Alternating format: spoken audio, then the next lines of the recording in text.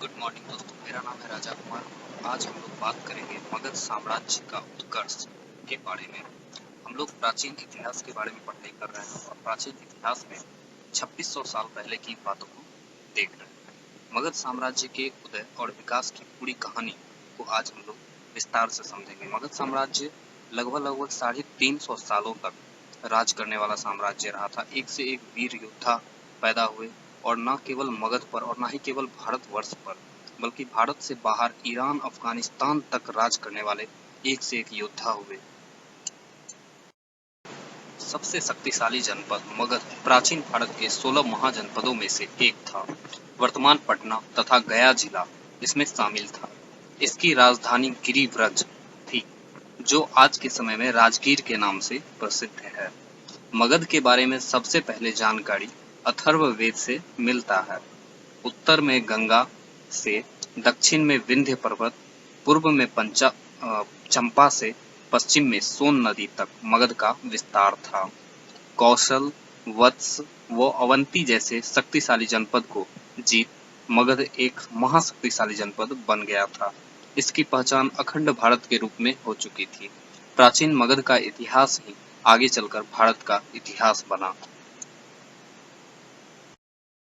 मगध पर शासन करने वाले प्रमुख राजवंश: पहला बृहदत्त वंश, दूसरा हर्यक वंश, तीसरा शिशुनाग वंश, चौथा नंद वंश, पांचवा मौर्य वंश, छठा शुंग वंश।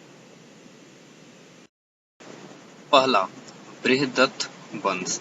महाभारत और पुराणों के अनुसार मगध की स्थापना बृहद्रथ ने की थी। बृहद्रथ का पुत्र जरासंध था, जो कि भीम के द्वारा मल्ल युद्ध में मारा गया था।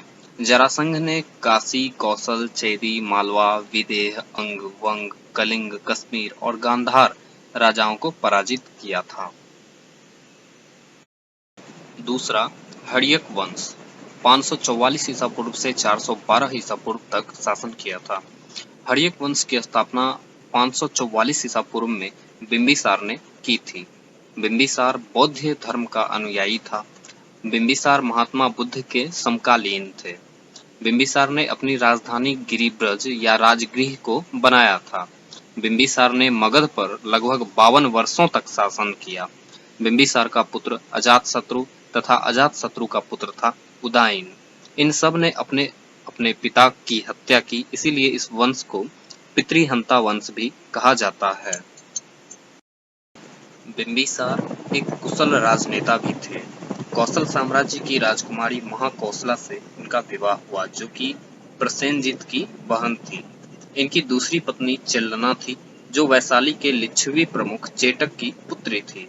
जैन धर्म के अनुसार अजातशत्रु चेल्लना का पुत्र था और बौद्ध धर्म के अनुसार महाकौशला का पुत्र था।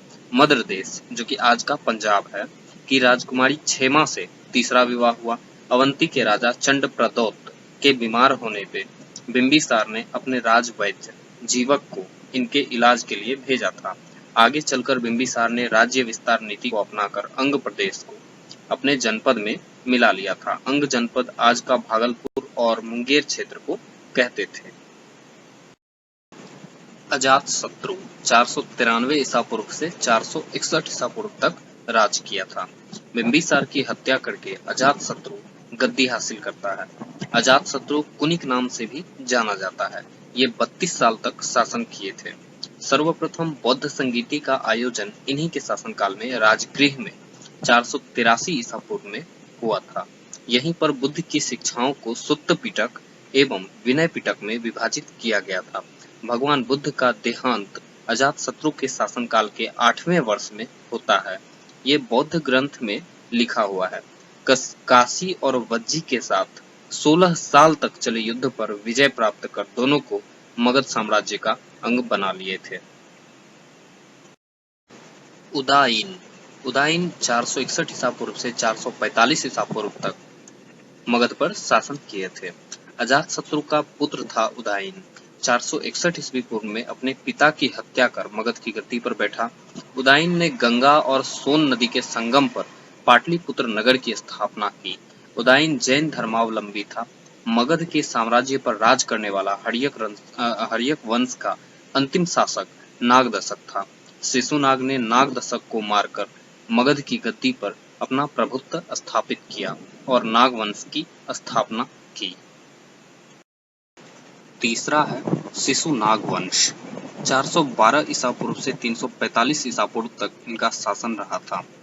हर्यक वंश की समाप्ति के बाद शिशुनाग ने मगध की गद्दी संभाली। इन्होंने अपनी राजधानी पाटलिपुत्र से वैशाली स्थानांतरित किया। इन्होंने अवंती और वत्स जनपद को युद्ध में पराजित कर मगध साम्राज्य में मिला लिया। कालाशोक शिशुनाग का पुत्र था जो शिशुनाग के मृत्यु के बाद मगध का शासक बना। इसे कालाशोक तथा पुराणों में काकवर्ण कहा गया है। इसने 24 वर्षों तक शासन किया। कालाशोक के काल को प्रमुखतः दो महत्वपूर्ण घटनाओं के लिए जाना जाता है: वैशाली में दूसरी बौद्ध संगीति का आयोजन और पाटलिपुत्र को पुनः मगध की राजधानी बनाना। चौथा है नंद वंश। 344 ईसा पूर्व से 324 या 323 ईसा पूर्व तक नंद वंश ने मगध पर शासन किया था। नंद वंश की स्थापना महापद्मनंद ने किया था।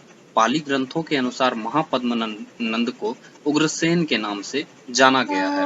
उग्रसेन इसलिए क्योंकि इसकी सेना जो थी बहुत ही विशाल थी, इस वजह से इसे उग्रसेन के नाम से जाना गया है। घनानंद नंद वंश का अंतिम शासक घनानंद था। चंद्रगुप्त मौर्य ने अपने गुरु चाणक्य की मदद से घनानंद को युद्ध में पराजित कर मगध पर अपना आधिपत्य स्थापित किया था। यहीं से अब हम लोग का चंद्रगुप्त मौर्य के बारे में कहानी स्टार्ट हो जाती है। और जितनी बातें हम लोगों ने अभी तक पूरा का पूरा पढ़ा है, उतना अकेले हम लोगों को मौर्य वंश के बारे में पढ़ना है। तो इसलिए अभी यहीं तक ये लेक्चर रहेगा। इसके बाद जो है सो हम लोग नेक्स्ट मौर्य वंश से आगे इस लेक्चर को कंटिन्यू करेंगे। Thank you.